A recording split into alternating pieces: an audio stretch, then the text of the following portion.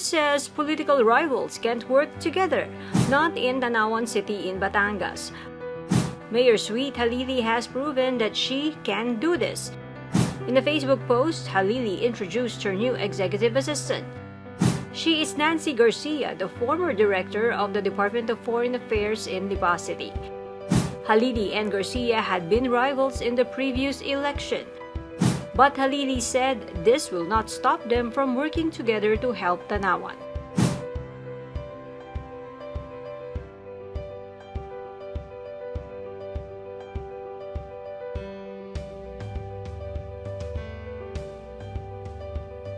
Days after this post, Garcia was seen at the launching of the gender-responsive Farmers Field School on vegetable crops production.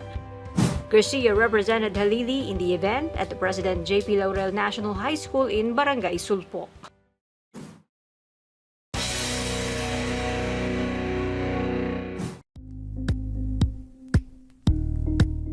Thank you for watching Politico TV. Please like and subscribe to our channel for more videos.